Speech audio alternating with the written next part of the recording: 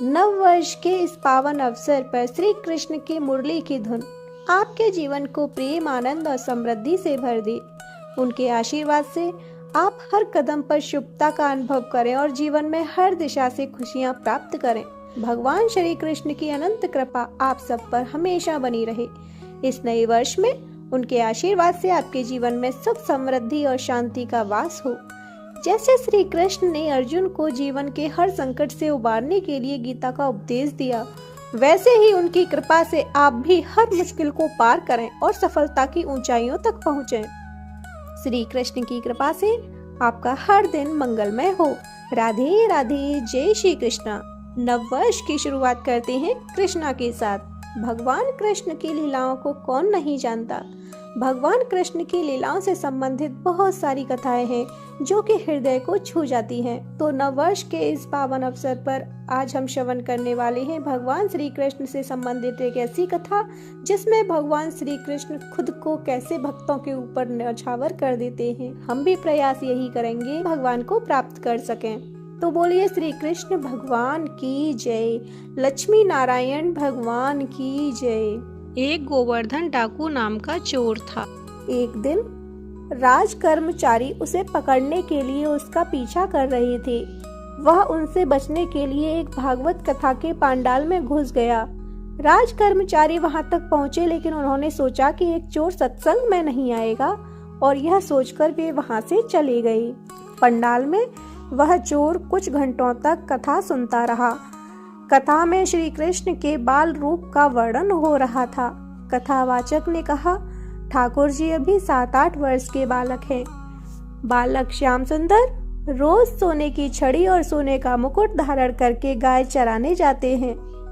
चोर तो था ही, और सोने की बात सुनकर उसके कान खड़े हो गए।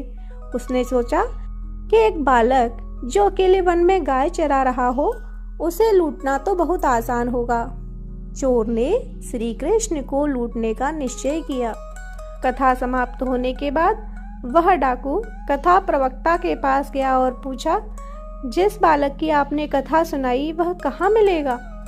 कथा प्रवक्ता समझ गए कि इस व्यक्ति पर ठाकुर जी की कृपा होने वाली है। उन्होंने उससे कहा, बेटा वह तो बहुत दूर वृंदावन मथुरा में रहता है। उसके पिता का नाम नंद बाबा है। चोर ने कहा, ऐसे नहीं, पूरा पता बताओ। मैंने अच्छों को लूटा है, ये तो फिर भी एक बालक है। इस पर प्रवक्ता ने जवाब दिया, अरे यह तो चोरों का भी सरदार है, तुम उसे इतनी आसानी से नहीं लूट पाओगे। डाकू बेहद अभिमानी था और उसने प्रवक्ता की बात सुनकर कहा, मैं कसम खाता हूँ जब तक उस बालक को लूट नहीं लेता मैं पानी नहीं पीऊंगा।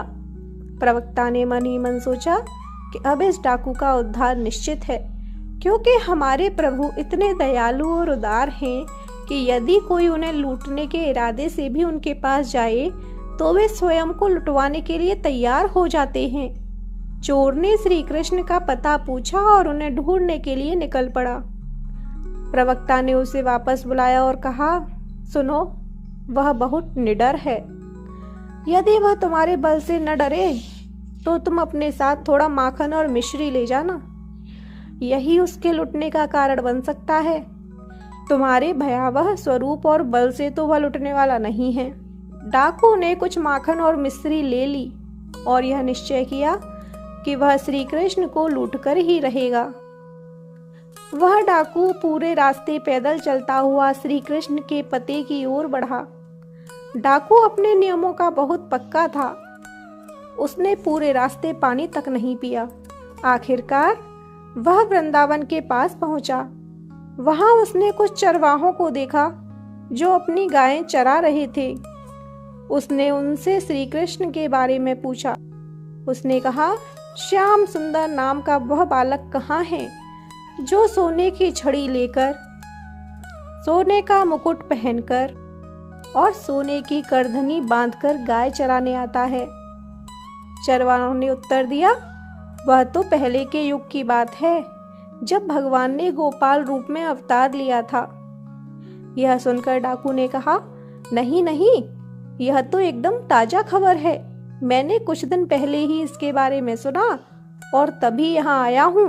तुम मुझे भटकाओ मत, मैं स्वयं ही श्याम सुंदर को ढूंढ लूंगा। वह बेचारा भूखा प्यासा कई दिनों से पैदल चलकर आया था। जिस किसी से भी पूछता वे कहते यह तो बहुत पुराने समय की कहानियां मात्र हैं। उन सब की बातें सुनकर वह निराश होने लगा और अपने भीतर ही भीतर श्याम सुंदर को पुकारने लगा।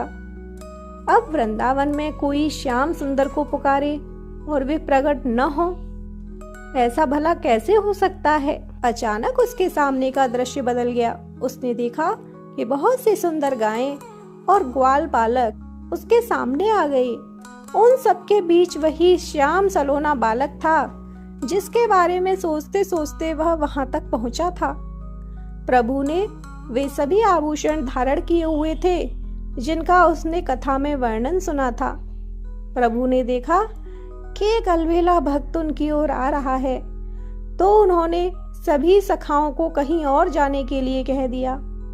जब वह डाकू नजदीक पहुंचा तो उसने प्रभु से कहा, अपने सारे आभूषण उतारकर मुझे दे दो। ठाकुर जी मुस्कुराकर बोले, ये आभूषण मेरे हैं, मैं तुम्हें क्यों दूं? डाकू ने गर्व से कहा, मेरा नाम सुनते ही अच्छे अच्छे लोग कांपने लगते हैं। जानता है तू मैं कौन हूँ? प्रभु ने भोलेपन से उत्तर दिया, मैं नहीं जानता तुझे। तेरा नाम क्या है? डाकू ने गर्व से कहा, मेरा नाम गोवर्धन डाकू है। प्रभु मुस्कुराए और बोले, तेरा तो बस नाम गोवर्धन है, पर मैं तो गोवर्धनधारी हूँ।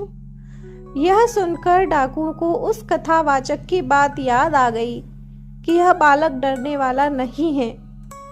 डाकू ने बहुत प्रयास किया लेकिन प्रभु पर कोई प्रभाव नहीं पड़ा। अंततः उसने हार मानकर कहा, सुनो, मैं तुम्हारे लिए माखन मिश्री लाया हूँ। यह सुनकर ठाकुर जी प्रसन्न हो गए। उन्होंने सोचा, दुष्ट होने के बावजूद इसने भगवत कथा पर इतना विश्वास किया और मुझे ढूंढते हुए यहाँ तक आ गया। ठाकुर जी ने माखन चखा और मुस्कुराते हुए कहा, तू भी इतने दिन से भूखा है, ये बचा हुआ माखन खा ले। इसके बाद प्रभु ने कहा, यह सब आभूषण ले जा, मेरी मैया के पास बहुत आभूषण हैं, वो मुझे नए आभूषण पहना देंगी। जब उसने प्रभु का दिया हुआ प्रसाद खाया तो उसके सारे विकार नष्ट हो गए, उसके भीतर की दुष्टता समाप्त हो गई और वह प्रभु की कृपा से बदल गया। उसकी आंखों से आंसू बहने लगे। वह प्रभु के चरणों में गिरकर रोने लगा। ठाकुर जी ने फिर कहा, ले जा, ये सारे आभूषण ले जा। लेकिन उसने हाथ जोड़कर कहा, प्रभु, मैं आपको छोड़कर यह आभूषण कैसे ले सकता हूँ। ठीक उसी क्षण उसकी मृत्यु हो गई और वह प्रभु का नित्य सखा बनकर उनकी सेवा में पहुंच गया। प्रिय भक्तों, उस चोर ने सिर्फ एक संत की बात सुनी कि एक कन्हैया नाम का बालक है जो गाय चरा रहा है और वह उसे ढूंढने चल पड़ा। उसने प्रण लिया कि जब तक भगवान नहीं मिलेंगे वह पानी नहीं पिएगा और दूसरी तरफ हम हैं। हमारा जीवन धीरे धीरे व्यतीत हो रहा है लेकिन हम अपने समय और ऊर्जा को भोग विलास में व्यर्थ कर रहे हैं। जब हम केवल प्रभु को पाने की इच्छा रखेंगे तभी भगवान हमें मिलेंगे। हम लोग ज्ञान सुनते बहुत हैं, समझदार बहुत हैं, हमें पता है कि क्या करना चाहिए, लेकिन भजन ना होने के कारण हम उसको अपने जीवन में उतार नहीं पाते। नाम जप शुरू करो, अभी बात बन जाएगी। आज एक निश्चय करो कि मुझे इस मार्ग पर चलना है। पाप नहीं करना, किसी का दिल नहीं दुखाना, किसी का अहित नहीं करना, तो आपका मंगल शुरू हो जाएगा। बोलिए श्री कृष्ण भगवान की जय। जय श्रीमन नारायण। राधे राधे।